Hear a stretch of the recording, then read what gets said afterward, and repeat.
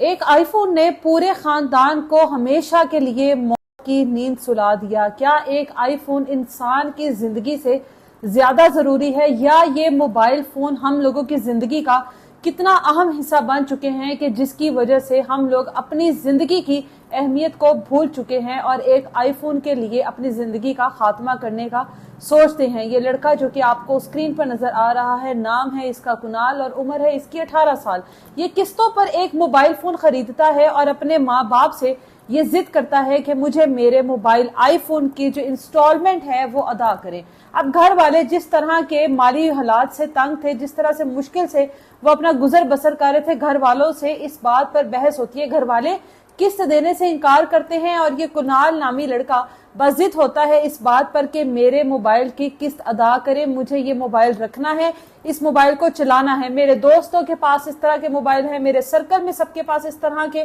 Mobile है। ये एक वो चीज है जिससे देखकर आपके बच्चे मुतासिर होते हैं, जिसको देखकर आपके बच्चे आपसे जिद करते हैं कि हम लोगों को उस तरह की चीज चाहिए। लेकिन उसके बाद जब ये देखता है कि घर वाले किसी सूरत भी नहीं मान रहे, तो ये एक पहाड़ी पर जा पहुंचता है और वहां पर जाकर अपनी जिंदगी का खात्मा करने की धमकी देता है। वहां पर लोग इकट्ठे हो जाते हैं, पुलिस को कॉल की जाती है, इसके घर वालों को बुलाया जाता है। घर वाले, पुलिस वाले, तमाम लोग जो हैं वो वहां पर इसको मना रहे हैं, इसको समझा रहे हैं कि बेटा इस तरह की जिद, इस तरह की चीजें नहीं करते, पहाड़ी से नीचे आ जाओ, तुम्हारा मोबाइल का जो भी मसला है वो हल कर दिया जाएगा। लेकिन ये एक ही बात पर बाजिद था कि मेरे मोबाइल की किस्त देने से इनकार किया तो क्यों किया। अब इस दौरान तकरीबन 3 घंटे का वक्त गुजर गया और 3 घंटों तक कोई भी ऐसी बात नहीं थी जो इस नौजवान को ये चीज समझा सकती कि मोबाइल फोन तुम्हारी जिंदगी से अहम नहीं है, मोबाइल फोन तुम्हारे वालिदैन की मजबूरियों से ज्यादा बड़ा नहीं है, मोबाइल फोन तुम्हारे लिए जो 2 वक्त की रोटी तुम्हारे घर वाले पूरे करते हैं उससे ज्यादा नहीं है। ये चीज इसको समझ में ना आई और जब बाप इसके बिल्कुल करीब आ गया और इसके बिल्कुल करीब आके बाप ने इसको बचाने की कोशिश की, तो दोनों बाप बेटा जो है अनबैलेंस होते हैं और उसके बाद पहाड़ी से नीचे गिर जाते हैं। वो एक ऐसा कोई खौफनाक मंजर था जो वहां पर मौजूद लोगों की आंखों में शायद सारी जिंदगी के लिए रहेगा। जो मंजर है, जिस तरह से ये बाप बेटे नीचे गिरे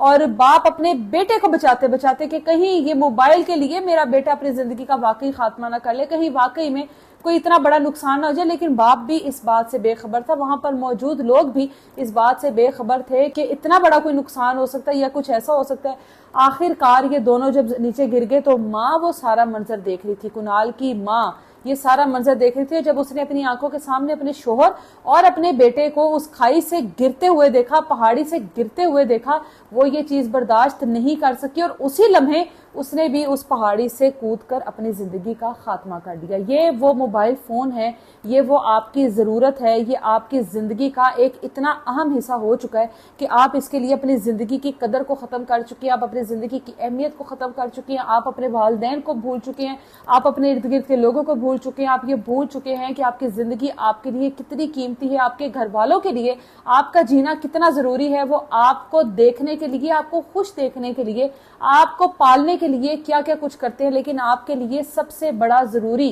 काम, सबसे बड़ी जरूरी चीज, जिंदगी से भी बड़ी जरूरी है तो वो आईफोन है। ये एक दुख का लम्हा था, वो चाहे पाकिस्तान का हो या वो भारत का हो, लेकिन एक आईफोन ने एक घर को हमेशा के लिए खत्म कर दिया, की नींद सुला दिया। और ये एक ऐसा अलमनाक वाकया था जो कि भारत के शहर महाराष्ट्र में पेश आया, जहां पर ये 18 साल कुणाल की जिद के आगे इसकी माँ मजबूर हुई, इसका बाप मजबूर हुआ और तीनों अब इस दुनिया से रुखसत हो गए। अपने बच्चों की ख्वाहिशात को पूरा करें, अपने बच्चों को आसाइशें दें, लेकिन इतनी ना दें कि उनके पीछे वो इस हद तक पागल हो जाएं कि वो यहाँ तक पहुंच जाएं। अपने बच्चों को सब्र करना सिखाएं, अपने बच्चों को ये जरूर बताएं कि एक चीज अगर अब नहीं मिल रही है तो कुछ वक्त के बाद या मेहनत करने के बाद वो चीज आपको मिल जाएगी। ये जो वालिदैन कुछ सेकंड्स में या मुंह से निकलते ही अपने बच्चों की बात पूरी करते हैं, वो बच्चे फिर इसी तरह के बाजिद बच्चे जो हैं वो हो जाते हैं, जिद्दी हो जाते हैं और वो अपनी बात मनवाने के लिए इसी तरह बाजिद रहते हैं और उसके अंजाम फिर इसी तरह के होते हैं। कमेंट सेक्शन में अपनी राय का इजहार जरूर कीजिएगा।